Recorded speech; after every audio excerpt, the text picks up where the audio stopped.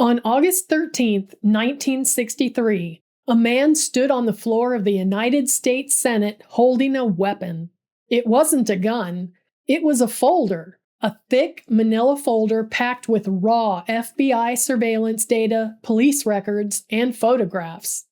The man holding it was Senator Strom Thurmond of South Carolina, a notorious, uncompromising segregationist who looked like he chewed glass for breakfast.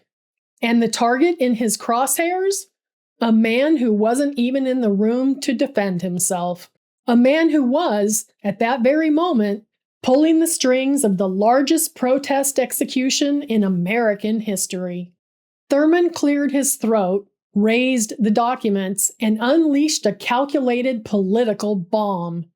He announced to the world that the upcoming March on Washington, a march that was just 2 weeks away, was being masterminded by a man he called a communist, a draft dodger, and a sex pervert. Behind closed doors, the entire civil rights establishment went into an absolute unmitigated panic. The phone lines between New York, Washington, and Atlanta were practically melting. Roy Wilkins, the head of the NAACP, wanted this man gone. The political allies in Congress wanted him gone.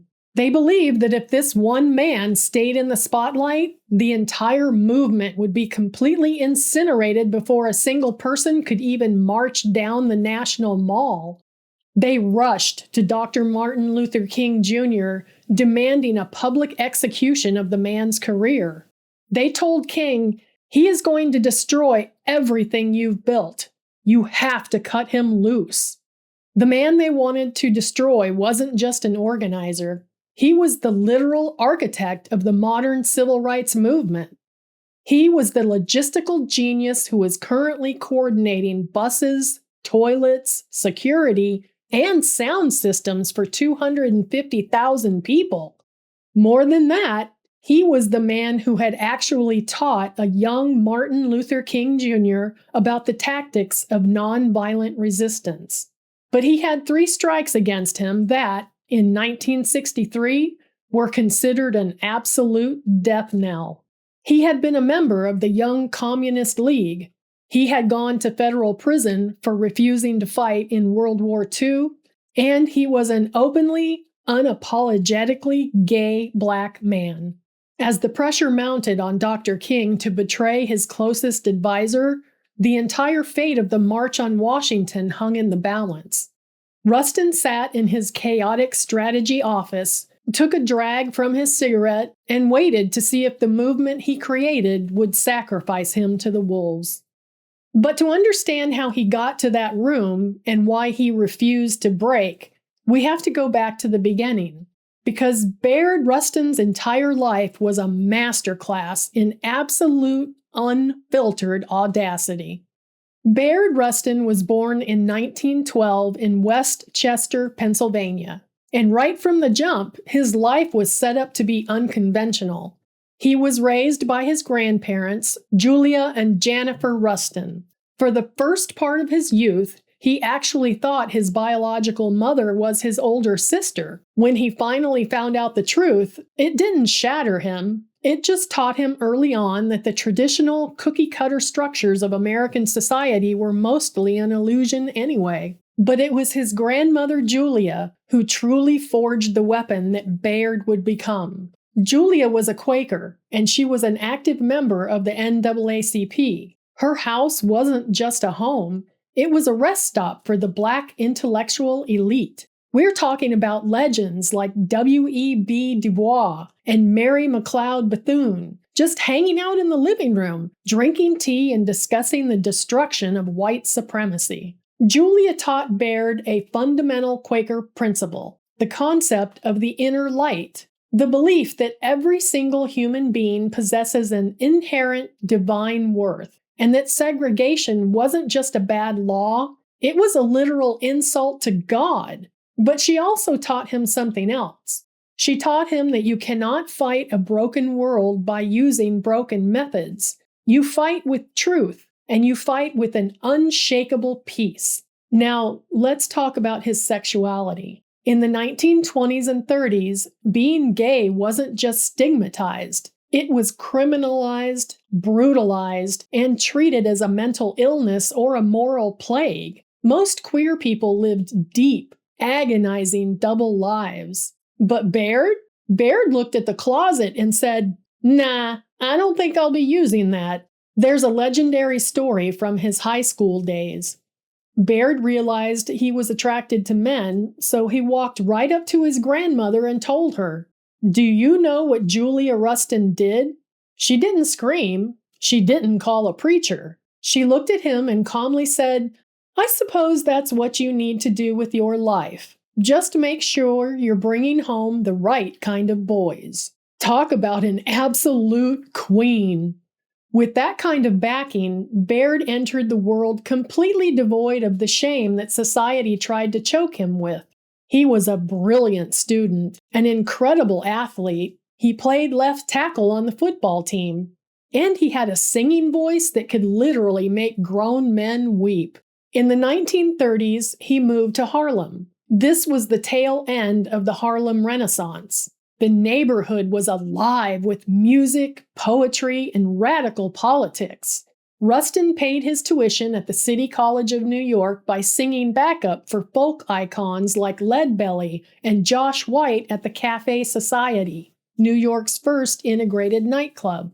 He was tall, strikingly handsome, spoke with a sophisticated, self-educated mid-Atlantic accent that sounded like a black royalty version of Cary Grant, and he wore his sexuality on his sleeve. In the streets of Harlem, he walked with his head high, frequently arm in arm with white and black lovers alike. He refused to apologize for his existence. But he quickly realized that singing beautiful songs wasn't going to dismantle the American apartheid state. He needed something more radical. Like many young intellectuals of the Great Depression, Rustin briefly looked at capitalism, saw it failing millions of people, and thought, maybe the communists are onto something. He joined the Young Communist League because, at the time, they were one of the few political organizations actively protesting racial discrimination and lynchings in the American South. But in 1941, the Soviet Union ordered the American Communist Party to drop its civil rights advocacy and focus entirely on supporting the war effort. Rustin was disgusted. He realized the communists didn't actually care about black liberation. They were just using it as a geopolitical chess piece. So he walked out and never looked back. Instead, he found his true political home with a man named A. Philip Randolph, a towering leader of the Brotherhood of Sleeping Car Porters, the most powerful black labor union in the country. Randolph saw the brilliance in Rustin immediately. He hired him, mentored him, and alongside a pacifist group called the Fellowship of Reconciliation, or FOR, they began plotting a massive, radical shift in American protest tactics. Then came 1943. World War II was raging. The United States was flooded with hyper-patriotic fever. Millions of young men were lining up to get drafted to fight fascism abroad.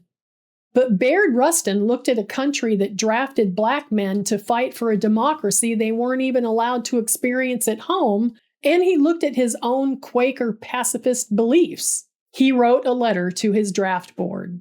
He told them, in no uncertain terms, that war was an abomination and that he would not kill another human being, nor would he wear the uniform of a segregated military. He wrote, "Conscience opens the way for me to serve America by resisting that which I believe is evil." The government's response? Cool story. Enjoy federal prison.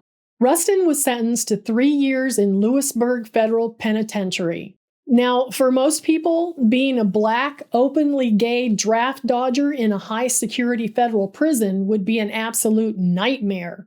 A recipe for keeping your head down and trying not to get killed.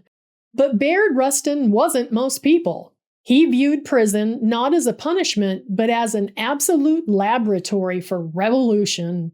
The prison dining hall was strictly segregated. White inmates on one side, black inmates on the other. Rustin looked at this and thought, well, this shit ain't gonna fly. He began organizing his fellow inmates. He used his incredible singing voice to boost morale, holding secret meetings in the yard. He organized hunger strikes, work stoppages, and silent sit-ins inside the prison walls. The warden was beside himself. They didn't know what the hell to do with him. They transferred him to a higher security facility, isolated him, and threw him into solitary confinement. Did it break him? Not even close. He used the time in solitary to meditate and study philosophy. When he was finally released in 1947, he didn't take a vacation. He walked out of the prison gates, adjusted his tie, and immediately went back to war against segregation. In 1947, 14 years before the famous freedom rides of the 1960s, Bayard Rustin and his colleague, George Hauser, organized the Journey of Reconciliation. They recruited a group of 8 white men and 8 black men to ride public buses together through the Upper South to test a recent Supreme Court ruling that banned segregation in interstate travel. It was incredibly dangerous. In Chapel Hill, North Carolina, Rustin was dragged off a bus by angry white drivers and police officers. He was arrested, put on trial, and sentenced to 30 days on a North Carolina chain gang. Think about that for a second. Hard, brutal labor in the blistering southern heat, wearing stripes, breaking rocks under the watchful eye of armed guards who hated everything he stood for. Rustin survived it by writing detailed investigative reports about the horrific abusive conditions of the chain gang system, which were later published in major newspapers and actually led to prison reform in North Carolina.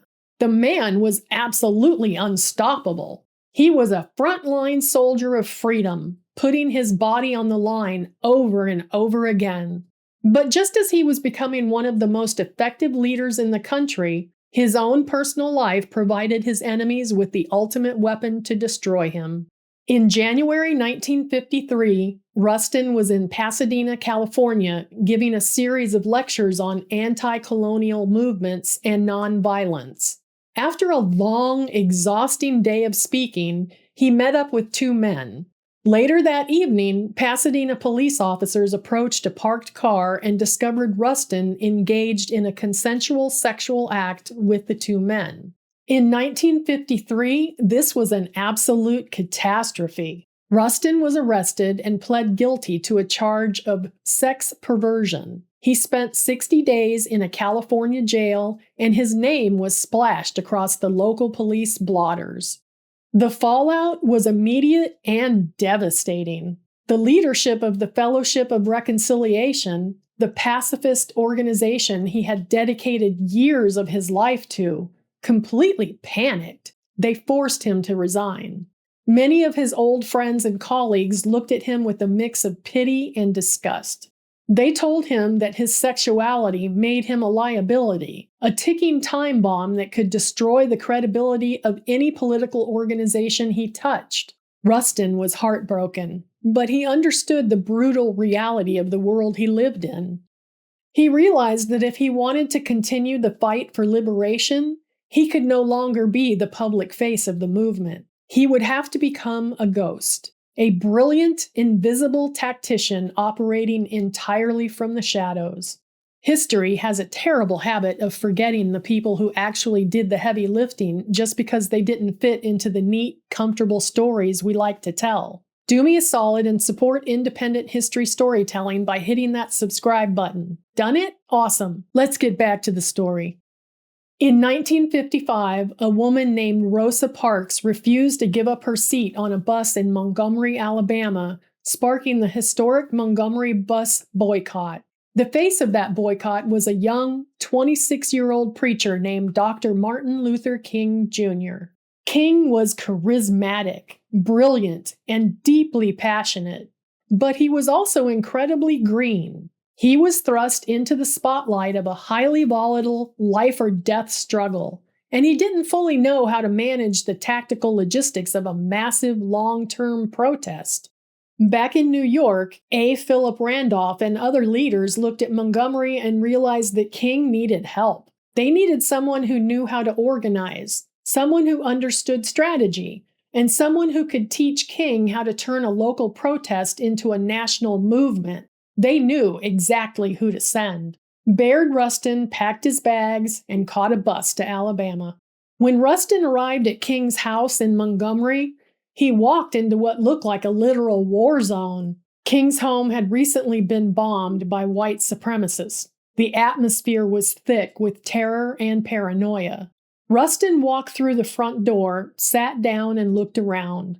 What he saw absolutely shocked his Quaker sensibilities.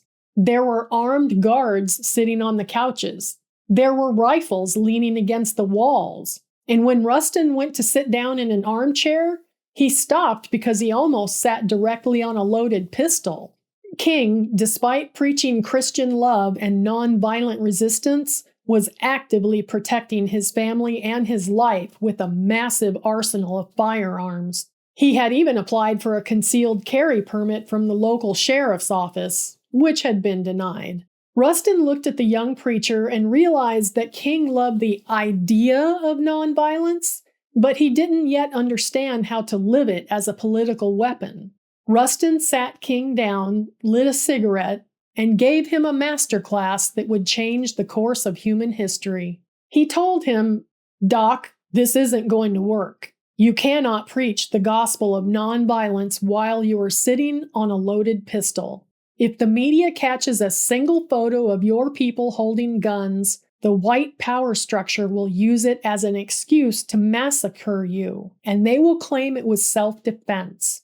Nonviolence isn't just a moral philosophy, Martin. It is a tactical science. It is about using your suffering to expose the absolute brutality of your oppressor."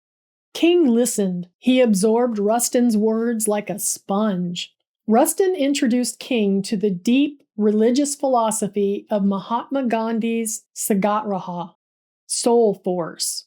He convinced King to rid his home of all firearms. He convinced him to dismantle the armed guards. Rustin showed him how to organize the carpools that kept the boycott alive for over a year, completely bypassing the segregated bus system. Rustin was the ghostwriter behind King's early essays. He helped draft the foundational blueprints for the Southern Christian Leadership Conference, SCLC. He took this young, raw, courageous preacher and helped sculpt him into the global icon of peace we know today. But as King's star began to rise into the stratosphere, Rustin's presence in the inner circle became a dangerous lightning rod, and it led to one of the most painful, dramatic betrayals in the history of the movement. The year was 1960. The Democratic National Convention was coming up in Los Angeles. King and Rustin were planning a massive, high-profile protest outside the convention hall to force both political parties to take a hard, definitive stance on civil rights. This plan absolutely infuriated a man named Adam Clayton Powell, Jr. Powell was the most powerful black politician in America, a charismatic, flashy congressman from Harlem who viewed himself as the undisputed king of black political life. He didn't like these young upstarts from the South coming onto his turf, and he particularly hated how much influence Bayard Rustin had over Martin Luther King Jr. Powell decided to play the dirtiest, most ruthless political card in his deck. He sent a chilling message directly to King. Powell told King that if he didn't cancel the protests at the DNC, and if he didn't fire Bayard Rustin immediately, Powell would go directly to the national press and announce that Martin Luther King Jr. and Bayard Rustin were involved in a secret homosexual love affair. It was a complete, fabricated lie. Rustin was gay. King was straight. They were colleagues and close friends, nothing more. But in 1960, a rumor like that in the national headlines wouldn't just damage King. It would completely destroy the entire civil rights movement overnight. It would alienate the conservative black churches, terrify white liberals, and give the FBI everything they needed to shut the movement down. A tense private meeting was called between King, Rustin, and several top advisors in a secluded hotel room. The air in the room was thick enough to cut with a knife. King sat on the edge of the bed, his head in his hands, weighing the impossible moral choice before him. Rustin stood by the window, looking out at the city, listening to King's advisors panic, whispering about how they had to protect the image of the movement. Finally, Rustin turned around, his voice dripping with a mix of sharp disappointment and unshakable dignity. "Martin," Rustin said, his mid-Atlantic accent cutting through the room like a scalpel. "You don't have to look so tortured. I know exactly what needs to be done." King looked up, his eyes filled with immense guilt. "Bayard, you know this is a lie. You know what Powell is doing is evil." "Of course it's evil, Martin," Rustin replied with a bitter, humorless laugh. "Adam Clayton Powell is a brilliant politician, which means he is an exceptionally talented snake.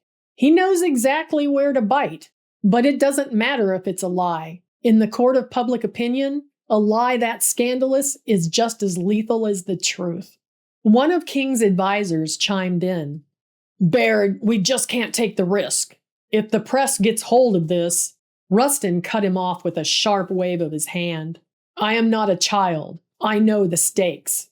I have spent my entire life being told to hide in the shadows because of who I love. I've been beaten on chain gangs. I've been thrown into solitary confinement, and I have never once apologized for my existence. But I will not allow my identity to be used as a club to beat this movement to death."